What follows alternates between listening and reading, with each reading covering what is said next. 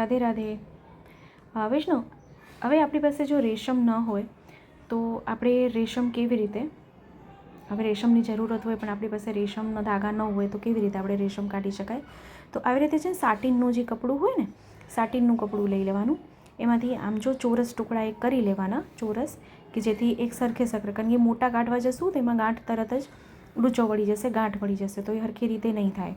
તો બસ એના એક એક તાર આવી રીતે કાઢીને, તો આ જો ઉપર આ દેખાય છે, આ થઈ ગયો રેશમનો દોરો, આ રેશમના ધાગા છે, એકદમ એવું જ થઈ જાય, એકદમ પતલું અને ખૂબ સુંદર. તો ખૂબ સરળતાથી આપણે સાટીનના કપડામાંથી જ, એના કાપડમાંથી જ આપણે રેશમનો દોરો કાઢી શકીએ છીએ.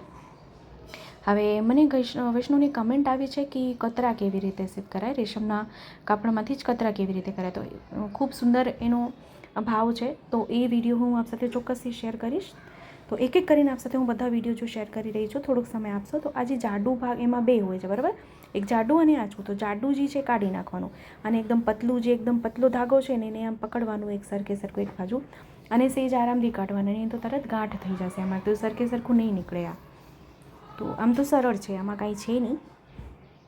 તો આવી રીતે આપજો રેશમ, તો બધું આવી રીતે કાઢી લઈએ, આમ પકડી લઈએ એક સરખા હાથમાં, એટલે સરખું બધું નીકળી જાય, બરાબર. અને નીકળી જાય એટલે વચ્ચોવચ્ચ એને પકડી લેવાનું સરખું એકદમથી, અને વચ્ચોવચ્ચ પકડીને પછી એને આપણે ગાંઠ વાળી દેવાની, પછી આપણે સરખું ફિનિશિંગ એને આપી દેવાનું છે. અને ખૂબ સુંદર છે, સાચું કહું તો ખૂબ આનંદ બી આવે છે આ કરવામાં. આવી રીતે એને ફોલ્ડ કરી દઈએ, અને ફોલ્ડ કર્યા પછી એને ગાંઠ વાળી દઈએ, એને જેથી ધાગા ઉપર નીચે ન થાય, નીકળે નહીં. અને પછી જે ઉપર નીચે દોરા થઈ ગયા હોય એને આપણે કાતર લઈને પછી એને સરખું સેટ કરી લેવાનું, સરખું પછી વધારાનું હોય એને કાપી લેવાનું. તો આવી રીતે,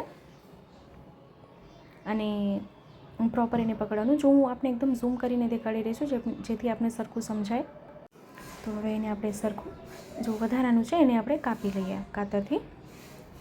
તો આપણે ખૂબ સુંદર રીતે, અને પછી છે ને ગાંઠ વાળી લેવાની, ગાંઠ વાળી દઈએ તો ખુલી ન જાય એટલા માટે. તો જો આપણી પાસે રેશમ ના હોય એ છતાં બી આપણી પાસે જો રેશમ નથી તો બી આપણે રેશમના દોગો એ રેશમના કતરા આપણે તૈયાર કરી શકાય છે ખૂબ સુંદર રીતે. તો વૈષ્ણવની મને કમેન્ટ આવી હતી કે ચિત્રજીની ટોપીજી કેવી રીતે સિદ્ધ કરાય. તો પહેલાં આપણે હું આ કતરા દેખાડી દઉં કેવી રીતે કરાય, પછી એના કતરાનો આપણે કતરા હજી એનો વિડીયો આપ સાથે શેર કરીશ, પણ અત્યારે ખાલી આપણે દેખાડી દઉં જેથી આપણે આઈડિયા આવી જાય. અને હવે આપણે ચિત્રજીની ટોપીજી સિદ્ધ કરવાની છે. તો ઉપર આવી રીતે એક્સ્ટ્રા હોય, ઉપર નીચે હોય, તેને કાઢી નાખવાનું. હવે આપણે એને સરખું સેટ કરી લઈએ. તો આપણે અહીંયા જો કેટલી સુંદર રીતે અહીંયા સાટીનના કાપડમાંથી આપણે કતરા સિદ્ધ કર્યા છે. લૂમ કેટલી સુંદર અહીંયા તૈયાર થઈ ગઈ છે, આપણે અહીંયા જો. હવે આપણે આગળની પ્રોસેસ કરીએ.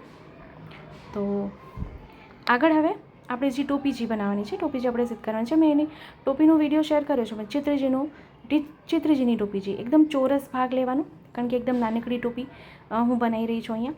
તો ચોરસ ભાગ, નીચે અસ્તર મલમલનું, ઉપર સાટીનનું કાપડ લેવાનું છે, અને એને ચારે બાજુથી, એટલે 3 બાજુથી પહેલાં એને સરખું સીવી લેવાનું છે. આપણે આવી રીતે ઊંધું કરીને પહેલાં સીવી લેવાનું છે. આપણે ચારે બાજુથી સીવી લઈએ, અને પછી હવે ઊંધું કરી નાખીએ. ઊંધું કરશું એટલે સીધું થઈ જશે. બસ આવી રીતે ચારે બાજુથી એને કાઢી લીધું છે. અને ખૂબ ચિત્રજીની જે ટોપી જે છે ને ખૂબ સહેલી છે. ઘણા એક વૈષ્ણવની મને ફરી કમેન્ટ આવી કે જે આત્મસુખનો વિડીયો એને પ્રોપર નથી સમજાઈ રહ્યો, નથી દેખાઈ રહ્યું. તો ફરીથી આપ સાથે હું વિડીયો શેર કરીશ, ચોક્કસ અપલોડ કરીશ ફરીથી, થોડોક ખાલી સમય આપશો. તો હવે એને જે બાજુ ખુલ્લું છે એને બી સીવી લઈએ, જે બાજુથી આપણે એને સીધું કર્યું. અને હવે આપણે દેખાડું કે એને કેવી રીતે આપણે ફોલ્ડ કરવાનું છે આગળ, એ બી હું દેખાડી દઉં. હવે આપણે અહીંયા તુઈ લગાડવાની છે. તો અત્યારે તો શિયાળો છે એટલે સાટીનના જ કાપડ, સાટીનના જ વસ્ત્ર આવે ઠાકોરજીને અત્યારે તો બીજા ખાલી સાટીન જ દેખાડી રહી છું આપને. અને પણ બીજા કલર, બીજું કાપડ આપ પછી લઈ શકો છો. મલમલનું કાપડ આવે, પછી ઉનાળો આવશે એટલે ઉષ્ણકાલ આવશે ત્યારે તો પ્રભુને બધું આવશે, તો એ બધું આપ કરી શકો છો. પણ અત્યારે તો હું ખાલી સાદું આપને એમ દેખાડી રહી છું. તો બસ આવી રીતે આપણે, તો આ તુઈ છે ને પહેલાં સીધી જ આમ લગાડી લેવાની છે, સરખું સીધું આમ આપણે એને સીવી લઈએ. બસ એમાં કાંઈ બીજું કંઈ વધારે છે નહીં, પણ ખાલી આપણે નાનો માપ દેખાડીએ. આપણે જો મોટા ચિત્રજી જો હોય, આપણે મોટી ટોપી કરવી હોય તો આપ અહીં કરી શકો છો, બાકી ઉપરથી આવી રીતે આપણે પછી એને ફોલ્ડ કરવાનું છે. ટ્રાયંગલ આપણે કહું ને ત્રિકોણીય આકારનું કરવાનું છે આપણે એને. જો આવી રીતે ટોપી થાય ને, દેખાડું આપણે હજી આગળ. આમ ઉપરથી આપણે વાળી દેવાનું છે.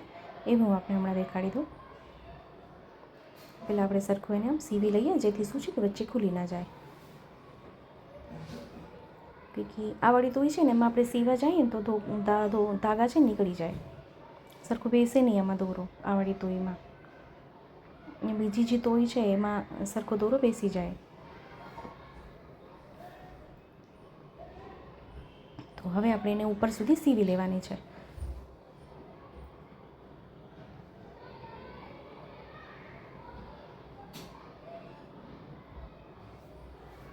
સરખું આમ. જો વધારે આપણે મોટું લાગતું હોય તો થોડુંક એવું કાપી લેવાનું ઉપરથી. મેં થોડુંક એવું અહીંયા કાપી દીધું છે જેથી સરખું બેસી જાય. બહુ મોટી થઈ જતી હતી તો મેં થોડીક એવું ઉપરથી કાપી નાખ્યું છે. બસ હવે બંને બાજુથી ટ્રાયંગલ કરવાનું, ત્રાસું કરવાનું. ત્રાસું કરીને જો આવી રીતે સમોસાનો આકાર, સમોસું હોય ને એ જ એવું જ આકાર આપણે પાછળથી દેવાનું છે. નીચેથી સ્ટ્રેટ રહેશે, ઉપરથી ટ્રાયંગલ બનશે. જો આવી રીતે થઈ ગયું.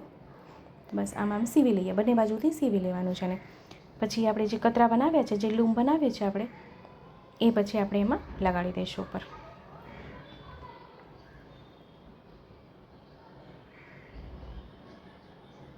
એવી કેવી રીતે લગાડવાનું છે એ હું આપને દેખાડું હમણાં, કે આપણે કેવી રીતે એમાં લગાડવાનું છે કે જેથી એનો દેખાવ સુંદર આવે.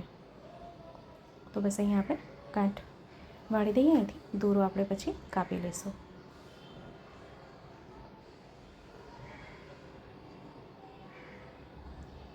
અહીંયા સુધી આ થઈ ગયું છે. તો જો આ સુંદર બની ગઈ છે ટોપી. તો આ ઉપરથી મેં જો આપી લગાડી દીધું છે.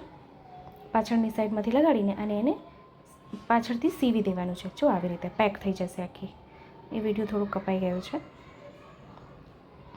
પણ જો આપને ખ્યાલ આવી ગયો છે. આવી રીતે આ ચિત્રજીની ટોપી જે છે, પછી આવી રીતે જો લગાવ લગાડીને પછી આપણે ચિત્રજીમાં લગાડવાની હોય છે. જો આવી રીતે. તો ખૂબ સુંદર અને સરળ રીતે અહીંયા ચિત્રજીની ટોપી જે બની ગઈ છે. તો આપને વિડીયો ગમે તો લાઇક કરજો, આપણા ગ્રુપમાં શેર ચોક્કસથી કરશો, જેથી વધુથી વધુ લોકો સુધી વિડીયો પહોંચે અને એને પણ ઉપયોગી થાય.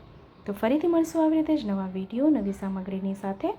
ત્યાં સુધી આપ સૌને મારા જય શ્રી કૃષ્ણ.